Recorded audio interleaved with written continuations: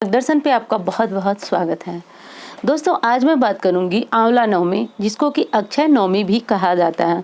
दोस्तों अक्षय का अर्थ ही होता है जो क्षय न हो, यानी जो समाप्त न हो। तो कार्तिक महीने की शुक्ल पक्ष की नवमी को अक्षय नवमी के नाम से जाना जाता है। दोस्तों इस दिन किया हुआ स्नान, दान, पुण्य और पूजा पाठ का हमें अक्षय फल मिलता है। और इस अक्षय फल की प्राप्ति के लिए हमें आंवला नवमी यानी अक्षय नवमी के दिन क्या क्या करना चाहिए। और दोस्तों ऐसा कहा जाता है कि इस दिन माँ लक्ष्मी की पूजा करने से, श्री हरि विष्णु की पूजा करने से श्री हरि विष्णु और माँ लक्ष्मी प्रसन्न होते हैं। दोस्तों इस दिन अगर आप माँ लक्ष्मी की पूजा करते हैं तो माँ लक्ष्मी जो है वह गरुड़ वाहिनी आप पे प्रसन्न हो जाती हैं। गरुड़ वाहिनी इसलिए दोस्तों कि प्रायः आप लोगों ने देखा होगा कि माँ लक्ष्मी का वाहन जो है वह उल्लूक यानी उल्लू है। पर आज के दिन इनकी पूजा करने से माँ लक्ष्मी श्री हरि विष्णु के साथ हमारे यहाँ आती हैं, यानी गरुड़ पे सवार होकर के श्री हरि विष्णु के साथ आती हैं। दोस्तों ऐसा कहा जाता है कि माँ उल्लूक वाहिनी जो है वह लक्ष्मी तो देती हैं पर व्यक्ति का सुकून, चैन सब कुछ समाप्त हो जाता है, यानी वह रातों को जागता है, काफी बेचैन रहता है उल्लू की भांति। और अगर आज के दिन माँ लक्ष्मी की आराधना करते हैं तो गरुड़ वाहिनी माँ लक्ष्मी आपके घर आती हैं श्री हरि विष्णु के साथ, जो कि बहुत अच्छी मानी जाती हैं। और ऐसा माना जाता है कि श्री हरि विष्णु के साथ गरुड़ पे सवार होकर आई हुई माँ लक्ष्मी स्थायी लक्ष्मी कहलाती हैं। तो दोस्तों इस दिन आपको क्या करना है, तो सर्वप्रथम तो ये जान लीजिए आपकी अक्षय नवमी जो है इस बार कब पड़ रही है। तो दोस्तों अक्षय नवमी जो है इस बार 23 नवंबर को मनाई जाएगी। स्नान, दान, पूजा पाठ की अक्षय नवमी जो है वह 23 नवंबर को होगी, क्योंकि 22 नवंबर को रात्रि के समय 10 बजे के बाद जो है वह अक्षय नवमी की तिथि लग रही है 22 नवंबर को। इसलिए 23 नवंबर की सुबह स्नान, दान, पूजा पाठ और शाम को आंवले की पूजा की जाएगी। और दोस्तों आंवले के नीचे खाना बनाना बहुत अधिक श्रेयकर माना जाता है। दोस्तों कार्तिक महीने में आंवले के नीचे खाने से व्यक्ति दीर्घायु, निरोग और लक्ष्मी की कृपा भी प्राप्त होती है। खासतौर अक्षय लक्ष्मी के दिन, अक्षय तृतीया, अक्षय नवमी के दिन यहाँ खाना खाने से ऐसा माना जाता है कि अमृत की बरसात होती है। क्योंकि दोस्तों आप जानते हैं कि आंवले के पेड़ पूजा करने से श्री हरि विष्णु प्रसन्न होते हैं, और जिस जातक पे श्री हरि विष्णु प्रसन्न होते हैं वहां पे माँ लक्ष्मी स्वतः ही कृपा कर देती हैं। तो इसलिए आज के दिन दोस्तों आंवले के नीचे आप भोजन बनाएं, भोजन करें। और अगर आप ब्राह्मण का भोज आंवले के नीचे करा देते हैं तो दोस्तों लक्ष्मी की कृपा तो प्राप्त होती ही है आपको, और साथ साथ आपके जो पुण्य कर्म है वह उदय हो जाते हैं और आपका पाप जो है वह समाप्त हो जाता है। दोस्तों प्रायः लोग ध्यान नहीं देते हैं इन बातों पर देखिए कुछ कभी कभी ऐसे कर्म होते हैं जो हमारे द्वारा जो है पूर्व समय में किए गए, पूर्व जन्म में किए गए हैं, और जिसका की फल हमें इस जन्म में प्राप्त होता है। तो बहुत अधिक पूजा पाठ और पुण्य कर्म करने के बाद भी हम बहुत परेशान रहते हैं, तो इसी को कहा जाता है कि ये हमारे पूर्व जन्म के कर्म होंगे। दोस्तों शास्त्र भी ये बताते हैं हमको कि हमारे पूर्व जन्म के कर्म जो है वह अगर हम उस जन्म में नहीं काट पाते हैं, नहीं भुगत पाते हैं, तो इस जन्म में मनुष्य रूप में हमें इस कर्म को भुगतना पड़ता है। अब दोस्तों आज के दिन सुबह सुबह ब्रह्म मुहूर्त में आपको जगना है। ब्रह्म मुहूर्त में अगर आंवले की पत्तियां या फिर आंवले का जूस आपको मिल सके तो फिर आंवले को आज आप इस पानी में डाल लें। दोस्तों ध्यान रखना है कि आज के दिन आप आंवले की पूजा कर रहे हैं तो आंवले को खाना नहीं है, और आंवले को तोड़ना या किसी प्रकार से क्षति पहुंचाना बिल्कुल नहीं है। दोस्तों ऐसा माना जाता है कि जिस पेड़ की हम पूजा करते हैं उनको क्षति पहुंचाना हमारे लिए काफी नुकसानदेह होता है। तो इसलिए आंवले की आप पूजा करें, आप वहाँ पे भोजन बनाएं, ब्राह्मण भोज कराएं, स्वयं करें, पर आंवले को आप बिल्कुल तोड़े नहीं, ना तो उनको फल को तोड़े ना तो उनकी टहनियों को तोड़े। इस बात का विशेष ध्यान रखें।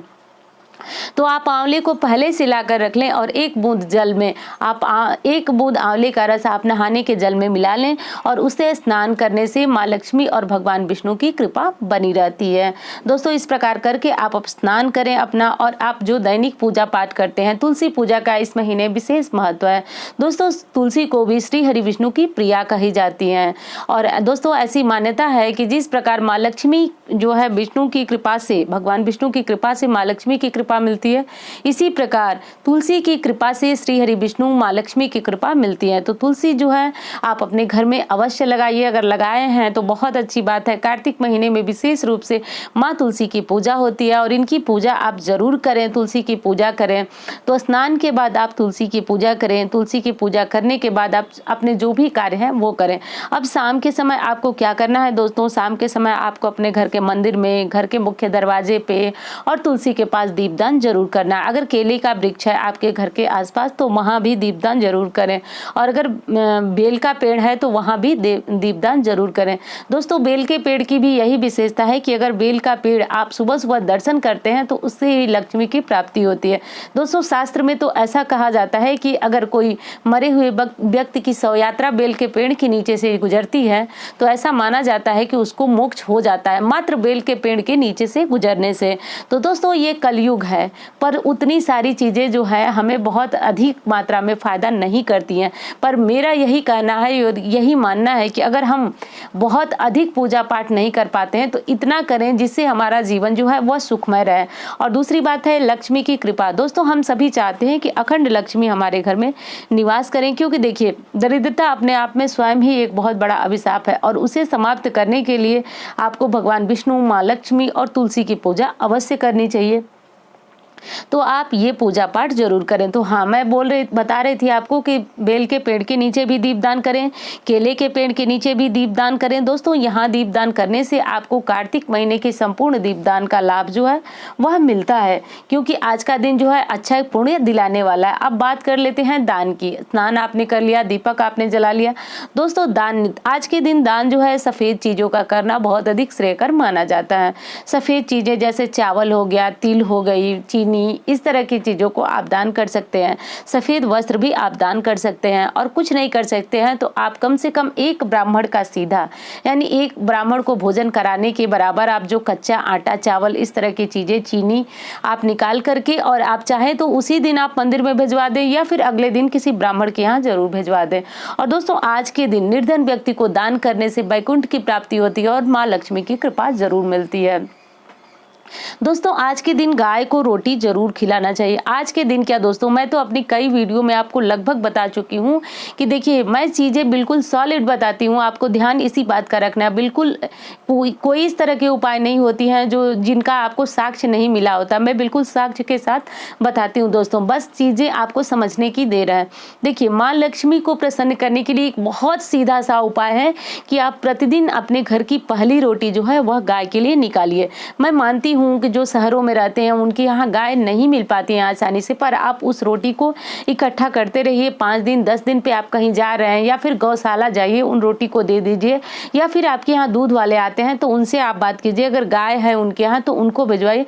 पर दोस्तों घर की पहली रोटी अगर आप हमेशा ऐसा नियम बना लेते हैं कि पहली रोटी जो है वह गाय को दें और आखिरी रोटी आप कुत्ते को दें, और चिड़ियों के लिए, गौरैया के लिए कुछ ना कुछ आप चावल हो गया या फिर पकी हुई चीज़ें ना निकाल सकें तो आप कुछ अनाज हो गया छत पे डालते रहें। दोस्तों इस तरह से करने से आपके घर में अखंड लक्ष्मी की कृपा बरसती है, ऐसा हमारे शास्त्र कहते हैं। इस बात को ध्यान रखने वाला है। तो सिर्फ आंवला नवमी के दिन ही क्यों दोस्तों, मेरा कहना तो बस यही है कि आप अगर लक्ष्मी के इच्छुक हैं, और मुझे लगता है कि लक्ष्मी किसे नहीं पसंद है, लक्ष्मी को तो सभी लोग चाहते हैं कि वो हमारे यहाँ निवास करे, पर लक्ष्मी का स्वभाव चंचला होता है, वह किसी के यहाँ बहुत अधिक समय तक टिके नहीं रह पाती हैं।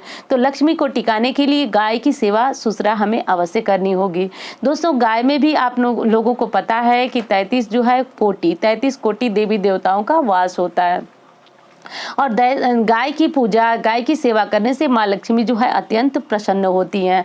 तो इसलिए आप आज के दिन, या फिर मैं कहूँगी मेरा पूरा यही, अगर आप मेरे कार्यक्रम को देखते हैं तो मैं यही कहूँगी आपसे कि आप गाय को रोटी देना शुरू कर दीजिए, चाहे किसी भी तरह से शुरू करें, लेकिन शुरू जरूर करें। तो दोस्तों आज के दिन इसके बाद आपको गाय को खिलाना है और ब्राह्मण के लिए सीधा निकालना है, भोजन करा सके तो बहुत अच्छी बात है। और इस तरह से करके आप अपने छत पे चिड़ियों के लिए कुछ न कुछ अनाज जरूर डालें।